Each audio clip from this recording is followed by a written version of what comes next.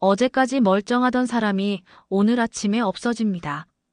우리나라 60대 이상 남성이 가장 많이 죽는 이유. 바로 심장마비입니다.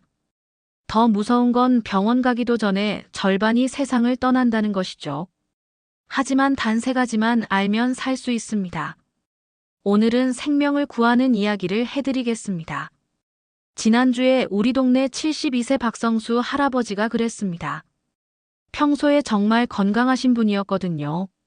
매일 아침 6시에 일어나서 공원에서 운동하시고 소주 한 잔도 안 드시고 담배도 끊으신 지 15년이 넘었습니다. 혈압도 정상이고 당뇨도 없으시고 정기검진에서도 항상 건강하다는 판정을 받으셨거든요. 그런데 토요일 아침이었습니다. 평소처럼 산책을 나가시다가 갑자기 가슴을 움켜쥐고 아이고 속이 쓰리네 하시더래요. 옆에 계시던 할머니가 어디 아파요? 물으니까 아니야 하시더래요.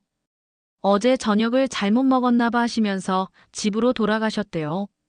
그런데 1시간 후에 화장실에서 쓰러지셨습니다.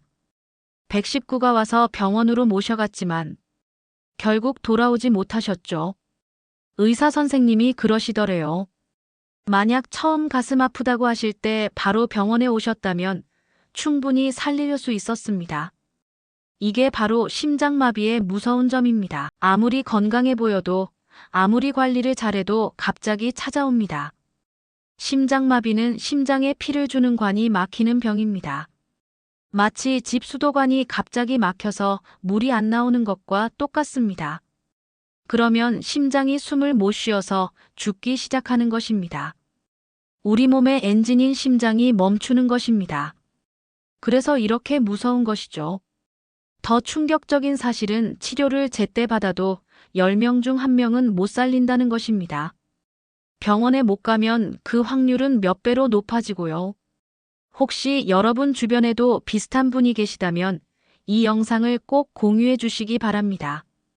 한 번의 공유가 누군가의 생명을 살릴 수 있거든요. 그럼 누가 위험할까요? 혹시 여러분은 어떠십니까? 먼저 알아둘 점은 60대 이상이라면 누구나 위험하다는 것입니다. 나이 자체가 가장 큰 위험 요인이거든요. 젊었을 때는 혈관이 깨끗했지만 세월이 지나면서 기름때가 쌓입니다. 마치 오래된 수도관 안에 녹이 쓰는 것처럼요. 첫 번째로 화를 잘 내시는 분들이 위험합니다. 72세 박성수 할아버지가 바로 그런 성격이셨거든요. 뉴스 보시다가 아이고 요즘 세상이 왜 이래 하시면서 리모컨 던지시고 골프 치시다가도 공이 안 들어가면 하시면서 클럽을 땅에 꽂으시고요. 특히 내기 골프 하실 때는 더 심하셨대요. 이런 분들이 제일 위험합니다. 화가 나면 순간적으로 혈압이 200까지도 올라가거든요. 그러면 심장관이 확 수축하면서 막히기 쉬워집니다. 두 번째는 정반대입니다. 화를 속으로만 삼키는 분들. 69세 이순떡 할머니 같은 분들입니다. 아이고, 내가 참지 뭐 하시면서 속으로만 끙끙 앓으시는 분들. 겉으로는 괜찮아 보여도 속에서는 스트레스가 심장을 괴롭히고 있습니다. 우리가 화병이라고 하는 게 바로 이것입니다. 실제로 이순떡 할머니도 며느리한테 섭섭한 일 있어도 말 한마디 못하시고 혼자 끙끙 앓으시거든요. 세 번째, 집안에 심장병으로 돌아가신 분이 계시면 더욱 조심하셔야 합니다. 박성수 할아버지도 그랬거든요. 아버지가 65세에 심장마비로 돌아가셨고 형님도 70세에 같은 병으로 돌아가셨어요. 유전적 요인이 있으면 본인이 아무리 건강해 보여도 방심하시면 안 됩니다. 네 번째는 생활 습관입니다. 혈압 높으신 분, 당뇨 있으신 분, 기름기 수치 높으신 분들, 그리고 아직도 담배 피우시는 분들, 매일 술 드시는 분들, 배 나오신 분들, 여러분 중에 해당되는 분 계십니까? 그렇다면 오늘 내용 더욱 집중해서 들어보시기 바랍니다. 그리고 구독 버튼 한번 눌러주시고요. 여러분의 건강을 지키는 정보를 계속 가져다 드리겠습니다. 자, 이제 가장 중요한 부분입니다. 여러분 목숨을 구할 수 있는 3가지 신호입니다.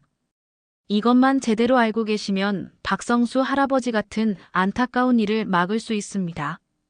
첫 번째, 가슴이 조이는 아픔입니다.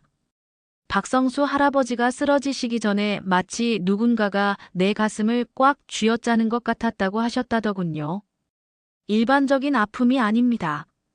무거운 돌덩어리가 가슴을 누르는 것 같다고 표현하시는 분들도 많습니다. 그리고 이 아픔이 가슴에만 있는 게 아닙니다. 목으로, 턱으로, 어깨로, 특히 왼쪽 팔로 뻗쳐나갑니다. 이순덕 할머니도 한 달 전에 그런 증상이 있으셨대요. 이상하게 왼쪽 팔이 저려서 파스를 붙였는데 계속 아프더라고 하시면서 정형외과에 가셨는데 별 이상이 없다고 하더래요. 다행히 며칠 후 괜찮아지셨지만 지금 생각해보니 심장에서 보내는 경고 신호였을 수도 있다는 생각이 듭니다. 두 번째는 숨이 차는 것입니다. 평소 2층까지 걸어 올라가시던 분이 갑자기 몇 계단만 올라가도 헥헥거린다면, 그냥 앉아 있는데도 숨이 가빠서 일어날 수가 없다면, 이건 심장이 제대로 일을 못한다는 신호입니다. 박성수 할아버지도 한 달 전부터 그런 증상이 있으셨대요. 평소에는 아무렇지도 않던 계단인데 요즘 왜 이렇게 숨이 차지? 하시더니 결국 만약 그때 병원에 가셨다면 지금도 건강하게 계실 텐데요. 세 번째가 가장 위험합니다. 체한 것 같은 느낌이거든요. 아이고, 뭘 잘못 먹었나? 속이 더부룩하고 명치가 아프네 하시면서 소화제 드시고 참으시는 분들 많으시죠? 그런데 이게 바로 심장마비 신호일 수 있습니다. 박성수 할아버지도 그 아침에 속이 쓰리다고 하시면서 체한 것 같다고 하셨거든요. 만약 그때 혹시 심장 문제일까? 하고 병원에 가셨다면 지금도 건강하게 계실 텐데. 정말 안타까웠습니다. 이 세 가지 중에서 어느 하나라도 평소와 다르게 심하다면 절대 괜찮아지겠지 하고 참지 마시기 바랍니다. 특히 체했나? 하고 넘기는 순간이 가장 위험합니다. 여러분 주변에 이런 증상 있는 분 계시면 이 영상 보여주시기 바랍니다. 정말 중요한 정보니까요. 심장마비는 시간 싸움입니다. 이 시간 안에 막힌 관을 뚫어야 살 수 있습니다. 의학적으로 이를 골든타임이라고 부르는데 이 시간을 놓치면 심장 근육이 죽어버려서 되돌릴 수 없게 됩니다. 그럼 어떻게 해야 할까요? 첫 번째, 바로 119에 전화하시기 바랍니다. 좀 더 지켜보자, 가족들 부르자, 이러면 안 됩니다. 1분이 1시간 같습니다. 119에 전화하면서 가슴 아파서 심장마비 같습니다라고 정확히 말하시기 바랍니다. 어디 아픈 것 같은데요. 이렇게 애매하게 말하지 마시고 명확하게 증상을 전달해야 합니다. 두 번째, 구급차 오는 동안 편하게 앉거나 누우시기 바랍니다. 절대 돌아다니면 안 됩니다. 목둘레나 옷을 느슨하게 풀어주시고 혹시 틀니가 있으시면 빼두시기 바랍니다. 의식을 잃으실 경우 기도가 막힐 수 있거든요. 세 번째, 집에 아스피린이 있으면 한 알 씹어서 드시기 바랍니다. 아스피린은 피를 묽게 해서 혈관이 막히는 것을 방지해 줍니다. 단, 위장병이나 출혈 질환이 있으시거나 아스피린 알레르기가 있으신 분은 절대 드시면 안 됩니다. 네 번째, 가족 연락은 119 신고 후에 하시기 바랍니다. 순서가 바뀌면 골든타임을 놓칩니다. 박성수 할아버지 경우도 이순덕 할머니가 먼저 아들에게 전화하시느라 119 신고가 늦어졌다고 하더군요. 절대 하면 안 되는 것들이 있습니다. 첫째, 직접 운전해서 병원 가는 것입니다. 운전하다가 정신 잃으면 더 큰 사고가 납니다. 둘째, 좀 더 참아보자, 내일 아침에 병원 가자, 이런 생각도 금물입니다. 이순덕 할머니가 지금도 후회하시는 게 새벽에 응급실 가기가 미안해서 아침까지 기다렸다는 것입니다. 반대로 성공한 이야기도 있습니다. 이순덕 할머니의 친구분이 골프 치시다가 가슴이 아파서 바로 119에 신고하셨습니다. 골프장에서 곧바로 병원으로 가서 1시간 만에 치료받으시고 지금은 건강하게 골프 치고 계십니다. 그 차이가 뭘까요? 바로 증상을 알고 있었느냐, 몰랐느냐의 차이였습니다. 오늘 배운 내용 잊지 마시고 좋아요 버튼도 눌러주시기 바랍니다. 더 많은 분들이 이 중요한 정보를 볼 수 있도록 도와주시는 것이니까요. 마지막으로 예방법을 알려드리겠습니다. 미리 막는 게 최고의 치료거든요. 박성수 할아버지 같은 안타까운 일이 더 이상 일어나지 않도록 말입니다. 첫 번째, 정기검진을 꼭 받으시기 바랍니다. 혈압, 혈당, 기름기 수치를 1년에 한 번은 확인하시고요. 가족 중에 심장병이 있으신 분은 6개월에 한 번씩 심장 검사를 받아보시기 바랍니다. 단순한 혈액 검사만으로는 부족합니다. 심전도, 심장 초음파 필요하면 운동부하 검사까지 받아보시기 바랍니다. 두 번째, 생활 습관을 바꾸시기 바랍니다. 담배는 꼭 끊으시기 바랍니다. 하루 한 갑씩 30년 피우면 심장마비 위험이 3배나 높아집니다. 박성수 할아버지는 15년 전에 끊으셨지만 그 전에 30년간 피우신 영향이 남아 있었을 수도 있습니다. 술도 적당히 하시기 바랍니다. 소주 한두 잔 정도는 괜찮지만 매일 드시면 안 됩니다. 세 번째, 운동을 해야 합니다. 하지만 갑작스런 운동은 위험합니다. 예를 들어 평소 운동 안 하시던 분이 갑자기 등산을 간다거나 하면 안 됩니다. 매일 30분씩 천천히 걷기, 수영, 자전거 타기 정도가 좋습니다. 이순덕 할머니는 지금 매일 아침 공원에서 1시간씩 걸으신다고 하더군요. 네 번째, 음식을 조심하시기 바랍니다.